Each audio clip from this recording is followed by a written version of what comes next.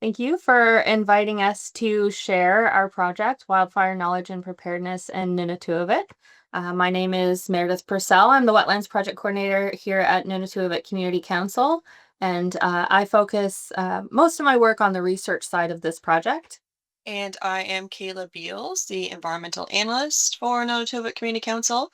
My role in the project is primarily within the community pillar, which focuses on wildfire resiliency at the community level. So we have these two pillars for our project. One of them really focused on the research side, which is improving our understanding and knowledge about fires and how they affect peatlands.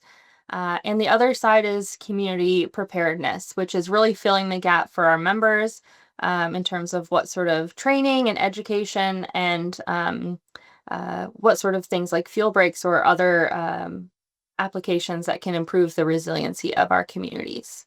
And we'll go through these one by one. Just a reference point here for everyone. We are in Labrador. We are in northeastern Canada, very separate and distinct from the island of Newfoundland. So we have different challenges in terms of resources and interest and research that has happened in the region, especially when it comes to wildfire. So as you'll see, a lot of our questions are really trying to determine a baseline understanding of the effect of fire on our environment. So we have 5 research sites that are spread across about 1,000 linear kilometers apart that are 4 different burn ages and 1 control site. All of them are bog fen complexes, and all of them have some sort of depositional feature like a little pond, which is an important part of this research design so that we can understand a little bit more about fire and identify fire events using macro charcoal. So for research, our general question is, how are fires affecting peatlands? And we're answering this in a lot of different ways, above and below ground. Below ground, we're looking at carbon sequestration rates. So we take peat cores throughout the depth of each wetland, and we analyze those in little cookies, slices, to determine carbon sequestration rates over time and how those have been affected by fire. We can look at these and gravity cores as well to section and look for macro charcoal and determine when fire events likely happened and how often these happen in Labrador, which has not been done yet here to this date. You can see my fieldwork MVP here in the middle of this pond in a bog and taking a gravity core. And that's one of those ways that we identify the age of charcoal and age of fires. We also look above ground. I don't have a photo of our chambers, but we do greenhouse gas emissions and look how this is different in different burn ages and recovery ages. And we also look at above ground biomass, which you can see in the top right there. We take a sliver of different microhabitats within each wetland, and we analyze those for carbon content. We've done biodiversity assessments in a variety of different ways. These are very important ecosystems for a lot of our culturally significant species. So we have game cameras, song meters, bat meters that analyze passively, sort of while we're not there. And we also have done things like vegetation surveys and opportunistic surveys when we are there.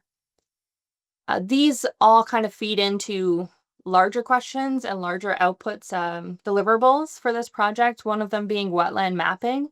Remote sensing has done a lot for wetland mapping in the past decade, but unfortunately, the output is only as good as the references that are put into that model.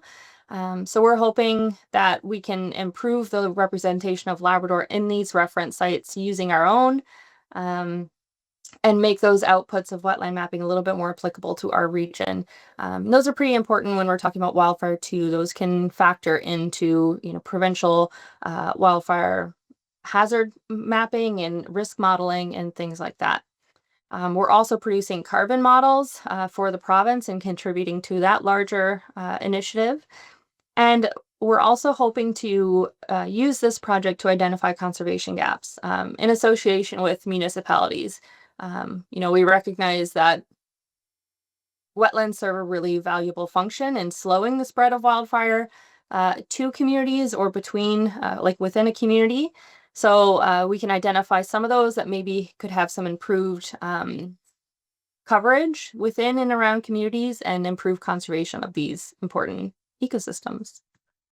And on the community preparedness side, our broad goal is to create resiliency to wildfire within our high-risk communities, especially. We aim to address this through public education and outreach programming. Go to the next slide. And so to do this, we will be arranging and providing training opportunities, such as Fire Smart ambassadors and HIZ specialists, which are home ignition zone, who will help implement Fire Smart principles. We will train program support personnel who will provide assistance with things like harvesting timber to reduce risk near communities, as well as make training available for any members of the community who are interested in becoming wildland firefighters. Trained members of the community will have opportunity for employment relating to these trainings and any associated programming. We are also providing education and awareness opportunities through different avenues such as social media. We have been doing weekly Fire Smart Minute posts throughout wildland fire season to further promote Fire Smart principles.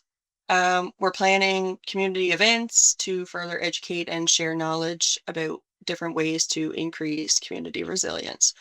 In addition to collaborating with others, such as local government, to plan and establish fuel breaks around high-risk communities.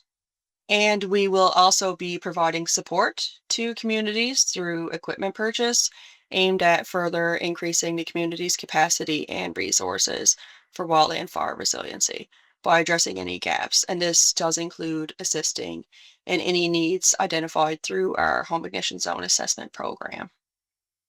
And that concludes the short summary of our project. We have our contact information here listed if you want to touch base, and we will be around for the Q&A.